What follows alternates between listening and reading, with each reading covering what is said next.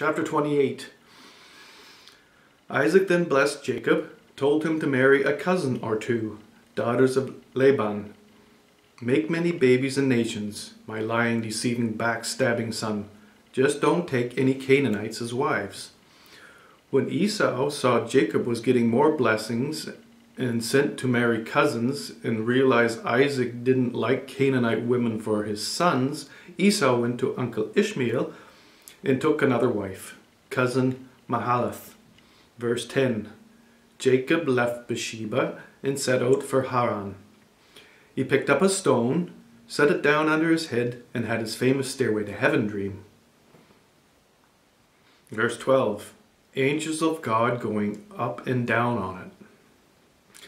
The Lord told Jacob who he was and that he favored thieving murderers, so he'd give him everything he promised Abe. Wow, now ain't that cool, thought Jacob.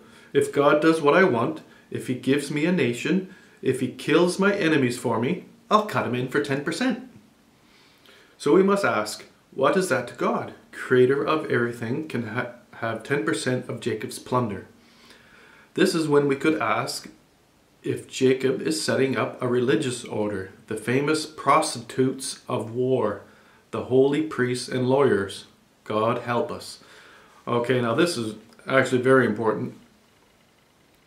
Okay, this dream, of course, could have been a lie, but what it is more than anything is the megalomaniac overlord who thinks it's his right to conquer the world. Now, we've had other megalomaniac overlords. Some of the famous were, who was that French guy? Napoleon. He thought he was Moses or Caesar. I mean, Caesar thought he was Moses, and Hitler tried it, and they sort of do it with a little bit. It's not so obvious with the American Empire. They keep changing the presidents so that nobody really knows who's in charge, and it certainly isn't the presidents. But that's not our story right now. What the story is that this 10%, in case nobody notices, is very. I know that some people in many countries give 10% of their income to the church or the synagogue or the mosque because they think they must. And what's interesting about it is, of course, you're not giving it to God. God doesn't need money. He can create a universe. He can certainly make some pocket change, and he doesn't. I mean, God. Okay.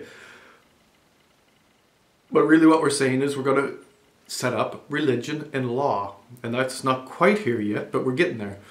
The church, the synagogue, the priests were cut into, they were the marketers. They were the first marketers of war. And we have still priests now who probably spend less time marketing war because we have television now, and that can market war for us. So we don't really need the priests to do that. They can just make money and be wealthy.